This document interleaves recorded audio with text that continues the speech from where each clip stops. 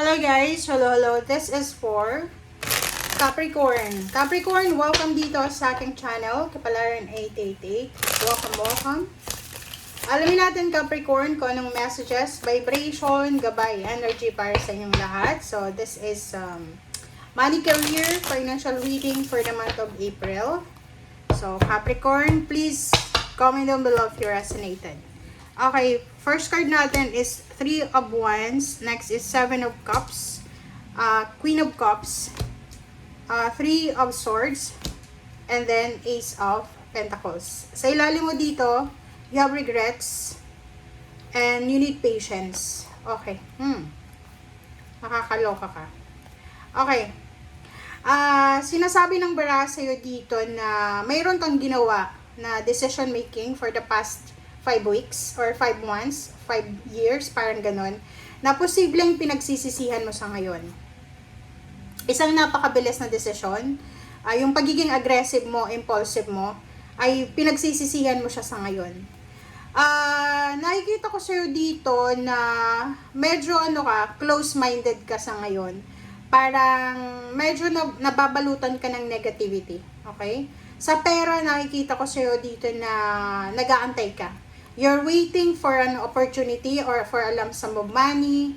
And you're waiting for a wedding or you're waiting for yon na matapos yung bahay mo. Or pwedeng buntis ka, kailangan mong manganak, so you're waiting. So, nakikita ko sa'yo dito, kailangan mo ngayong buwan ng Abril ng pasensya and pagpapahinga. Kasi parang masyadong negative and toxic yung katawan mo ngayon. Like halimbawa na mabilis kang magalit, mabilis kang magkasakit, mabilis kang mairita. So, sinasabi ng barahan, as much as possible, you need to take a rest and patience sa ngayon. Alright, so, 3 of Wands, 7 of Cups, ito, diba, patience, temperance. Nakikita ko sa'yo dito na ito yung current situation mo. 3 months ago, or 3 years ago, nasa until now. So, maybe 3 years ago until now, you're in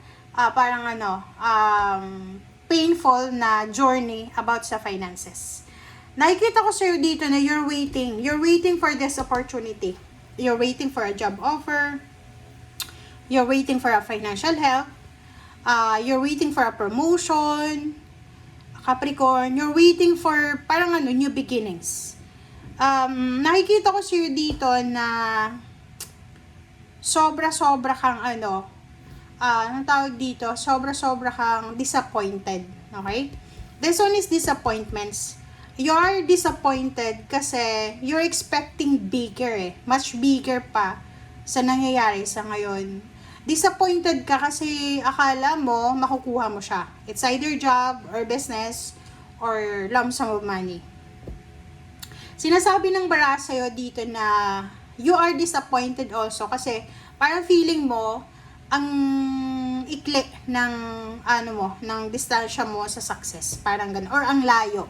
Parang sinasabi ng barahan na nagagalit ka, naiirita ka kasi parang feeling mo walang choice in option.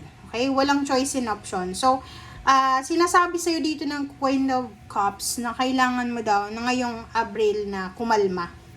Pareho din dito, 'di ba? Kalma ka lang. Pasensya and kalma.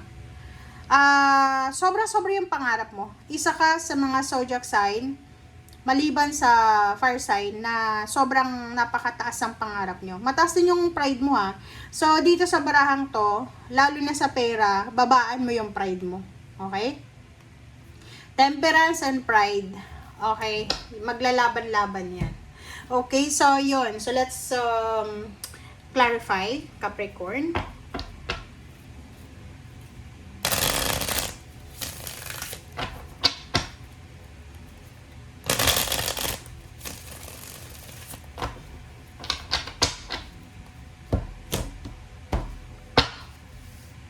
Okay. So, this is for the 3 of Wands. 3 of Wands. Okay, 3 of Wands is the Star.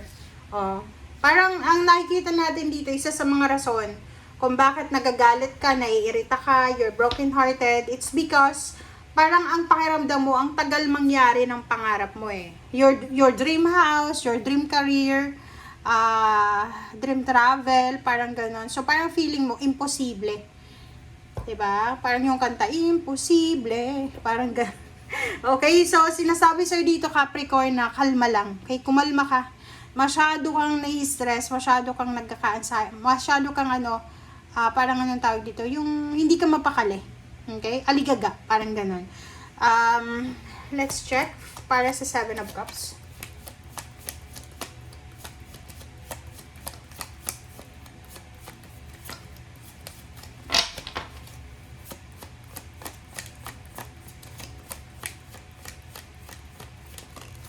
Okay, Ace of Cups. Okay, so yung Ace of Cups dito, nakikita ko sir, even the love life, even the family life, medyo stress ka. Kasi parang feeling mo, wala ka nang choice sa love life, I mean sa money, or wala ka nang swerte sa pera, sa love life ganun pa rin, parang ganun. Hindi ko alam kung anong nangyayari sa buhay mo, but masyadong negative yung nakikita nating aura. Yung yung financial blessing, sabihin ko lang sa'yo, Capricorn, kung gusto mo na na pumasok ng smooth yung pera, or kaperahan, trabaho, good luck, good fortune, sa buhay mo, abundance, kailangan mong babaan yung pride mo. Babaan mo yung pride mo, and at the same time, i-let go mo yung mga negative, toxic na emotions na naiisip mo or nararamdaman mo. Kasi alam mo ba, maniwala ka man sa hindi, yung ginagawa nating toxicity or ini-entertain nating toxicity, nakakasagabal yan sa pagpasok ng swerte. Kasi yung swerte, yung good luck, pumapasok lang siya, guys, doon sa mga taong kalmado, doon sa mga taong malinis talaga yung intensyon, wala kang galit sa puso mo, wala kang tinatago na suklam sa pamilya mo for several years, parang ganun. Basta yun nga, there's a mantra for accepting and receiving the blessing. Sabihin mo na you are free. You are free. Pag sinabi nating free ka, wala kang mga bagahe na tinatago yan sa puso mo. So, you need to give the universe or the blessing na chance na pumasok sa buhay mo. Kasi parang nagsisiksikan yung galit, yung puot, yung resentment sa buhay mo. So, wala nang puwang, walang space yung blessings. So, Magician. Diba? Sabi ng bara sa'yo dito, there's so much unexpected blessings doon sa mga tao talaga na talagang tahimik, mga taong malinis yung intention. Okay? So, kalma lang. Okay, so, 3 of swords. So, nakikita ko siya dito, isa sa mga galit mo ngayon is yung pera. Galit na galit ka, naiinis ka, it's because yung expectation mo ay hindi mo na-met. Parang feeling mo, kahit anong galaw mo, kahit saang direksyon ka pumunta, parang minamalas ka. Parang yun yung feeling mo. Sabi ko sa'yo, alisin mo yung negative emotion na yan, toxic emotion or traits, papasok yung swerte sa'yo. Okay? Kasi nababalutan yung yung pagkatao mo ng galit, ng hinanakit, ng grudges. Nakikita ko, galit ka ba sa mayaman? Galit ka ba sa kung sino? So, you need to let go. Okay, Emperor. Sabi sa'yo sabi ng baraha dito, you will reclaim your power. You will have the blessings. You will have the abundance. Pero yun na nga, may kailangan kang i-let go. Okay, subukan mo lang. I-let go mo yung pride mo na yan. Ngayong buwan ng Abril, titingnan natin kung anong swerte ang papasok sa'yo. Okay? Kasi alam mo ba, kahit sa business, sa loob ng trabaho, negosyo, ang diskarte dyan is dapat marunong tayo makisama. Walang nabubuhay dito sa mundo na mag-isa lang. So, wag mong iisipin na kaya mong magtagumpay ng mag-isa lang, no? Kailangan mo ng connection. Kailangan mo ng kakilala. Kailangan maganda yung effect mo doon sa mga, like, halimbawa, may dati kang trabaho, dapat pag umalis ka dyan sa dati mong trabaho, walang masamang nangyari. Para pag tumawag yung next company na applyan mo, masasabi ng boss mo na, eto si Capricorn, mabuting tao to. Parang ganun. So, ganun. Wag tayong mag-iiwan ng, ng lamat sa kung saan man lugar na meron tayo ay pinupuntahan natin. Answers. Diba? Sabi ng bara sa'yo dito, this message, okay, this reading, ay sagot na to sa mga katanungan mo. This is from your spiritual guides and helpers. So, makinig tayo. Makinig ka sa intuition mo. Makinig ka dito sa barahang to. Walang mali dito, guys, ha. Kung iisipin mo. Pero kung ma-pride ka talaga, hindi mo matatanggap ang reading na to. Pero kung ako sa'yo, sundin mo to.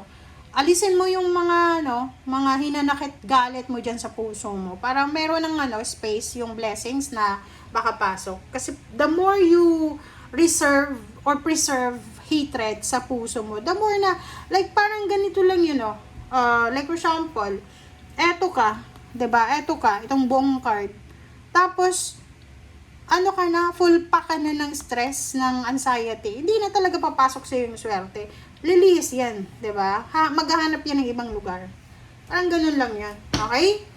Thank you guys, bye!